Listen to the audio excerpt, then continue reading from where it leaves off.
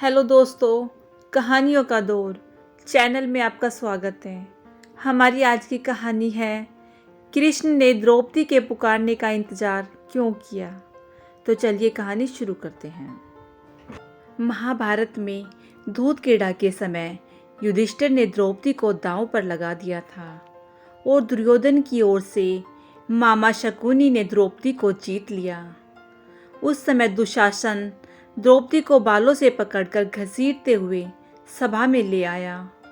जब वहां द्रौपदी का अपमान हो रहा था, तब भीष्म पितामह, द्रोणाचार्य और विदुर जैसे न्यायकर्ता और महान लोग भी बैठे थे। लेकिन वहां मौजूद सभी बड़े दिग्गज मुंह झुकाए बैठे रह गए। द्रौपदी को घसीटकर लाया जा रहा था। तब तक भी द्रौपदी को यह भान नहीं था कि उसका चीरहरण होने वाला है। उद्धव भागवत में श्री कृष्ण के सखा उद्धव उनसे इस संबंध में कई सवाल करते हैं। उद्धव कहते हैं, हे कृष्ण, आप पांडवों के प्रिय मित्र थे। आजाद बांधव के रूप में उन्होंने सदा आप पर भरोसा किया। कृष्ण, आप महान ज्ञानी हैं। आप भूत, वर्तमान व भविष्य के ज्ञाता हैं। किंतु आपने सच्चे मित्र की जो परिभाषा दी है, क्या आपको नहीं लगता कि आपने उस परिभाषा के अनुसार कार्य नहीं किया? आपने धर्मराज युधिष्ठिर को दूध खेलने से रोका क्यों नहीं? चलो ठीक है कि आपने उन्हें नहीं रोका, लेकिन आपने भाग्य को भी धर्मराज के पक्ष में नहीं मोड़ा। आप चाहते तो युधिष्ठिर जीत सकते थे। आप कम से कम उन्हें धन, राज्य और यहाँ तक कि खुद को हारने के बाद तो रोक सकते थे। उसके बाद जब उन्होंने अपने भाइयों को दांव पर लगाना शुरू किया, तब तो आप सभा कक्ष में पहुँच सकते थे। आपने वह भी नहीं किया। उसके बाद जब दुर्योधन ने पांडवों को सदैव अच्छी किस्मत वाला बताते हुए द्रौपदी को दांव पर लगाने को प्रेरित किया और जीतने पर हारा हुआ सब कुछ वापस कर देने का लालच दिया, कम से कम तब तो आप हस्तक्षेप कर ही सकते थे। अपनी दिव्य शक्ति के द्वारा आप पासे धर्मराज के अनुकूल कर सकते थे। इसके स्थान पर आपने तब हस्तक्षेप किया जब द्रौपदी लगभग अपना शील खो रही थी। तब आपने उसे वस्त्र देकर द्रौपदी के शील को बचाने का दावा किया। लेकिन आप यह दावा भी कैसे कर सकते हैं? उसे एक आदमी घसीटकर सभा में लाता है और इतने सारे लोगों के सामने निर्वस्त्र करने के लिए छोड़ देता है। एक महिला का शील क्या बचा? आपने क्या बचाया? अगर आपने संकट के समय में अपनों की सहायता नहीं की, तो आपको आपाद बांधव कैसे कहा जा सकता है? बताइए, आपने संकट के समय में सहायता नहीं की तो क्या फायदा? क्या यही धर्म है?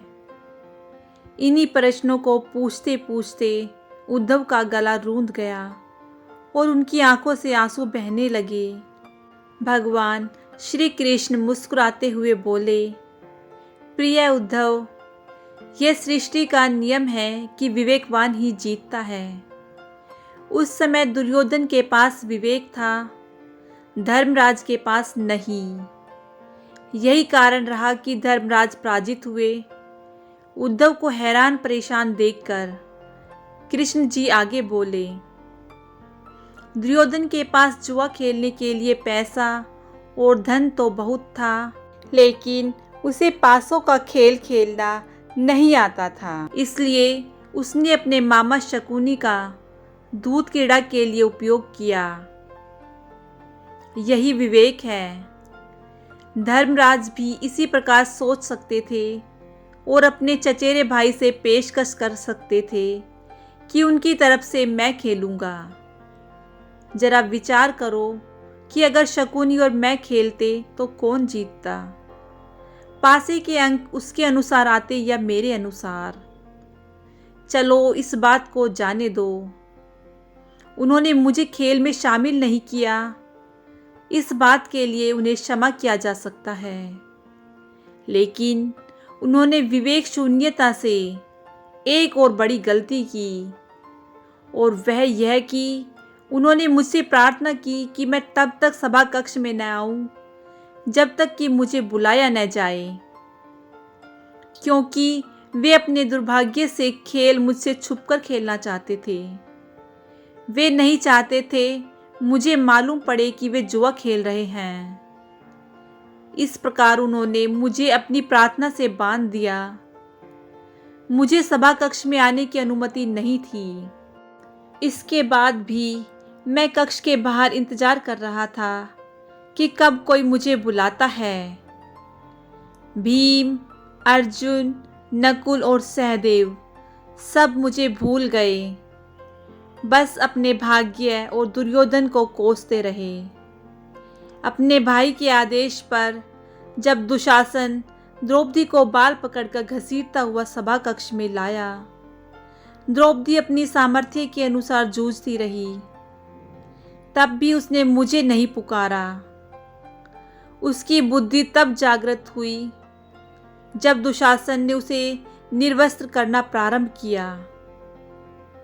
जब उसने स्वयं पर निर्भरता छोड़कर हरि हरि अभयम कृष्णा अभयम की गुहार लगाई, तब मुझे उसके शील की रक्षा का अवसर मिला। जैसे ही मुझे पुकारा गया, मैं अविलंब पहुंच गया। अब इस स्थिति में मेरी गलती बताओ।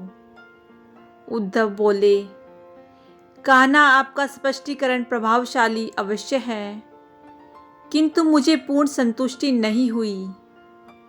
क्या मैं एक प्रश्न और पूछ सकता हूँ? कृष्ण की अनुमति से उद्धव ने पूछा। इसका अर्थ यह हुआ कि आप तभी आओगे जब आपको बुलाया जाएगा। क्या संकट से घिरे अपने भक्त की मदद करने आप स्वतः नहीं आओगे? कृष्ण जी मुस्कुराए।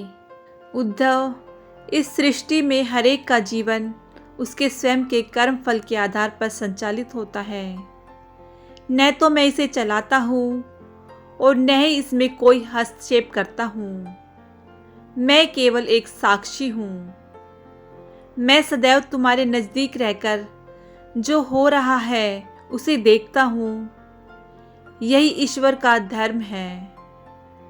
उलाहना देते हुए उद्धव ने पूछा, वाह वाह, बहुत अच्छा कृष्ण। तो इसका अर्थ यह हुआ कि आप हमारे समीप खड़े रहकर हमारे सभी दुष्कर्मों का निरीक्षण करते रहेंगे। हम पाप पर पाप करते रहेंगे और आप हमें साक्षी बनकर देखते रहेंगे। आप क्या चाहते हैं कि हम भूल करते रहें, पाप की गठरी बांधते रहें और उसका फल भुगतते रहें? तब कृष्ण जी बोले, उद्धव, तुम शब्दों के गहरे अर्थ को समझो। जब तुम समझकर अनुभव कर लोगे कि मैं तुम्हारे समीप साक्षी के रूप में हर पल हूँ, तो क्या तुम कुछ भी गलत या बुरा कर सकोगे? तुम निश्चित रूप से कुछ भी बुरा नहीं कर सकोगे।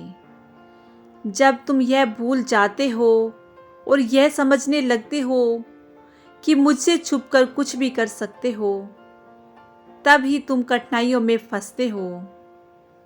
धर्मराज का ज्ञान यह था कि उसने माना कि वह मेरी जानकारी के बिना जुआ खेल सकता है। अगर उसने यह समझ लिया होता कि मैं प्रत्येक के साथ हर समय साक्षी रूप में उपस्थित हूँ, तो क्या खेल का रूप कुछ और नहीं होता? ओम नमो भगवते वासुदेवाय। दोस्तों, कैसी लगी आपको यह कहानी? मुझे कमेंट करके ज़रूर बताइएगा। अगर अच्छी लगी हो तो इस कहानी को लाइक कीजिए, शेयर कीजिए और मेरे चैनल को सब्सक्राइब कीजिएगा। कहानी सुनने के लिए बहुत बहुत धन्यवाद।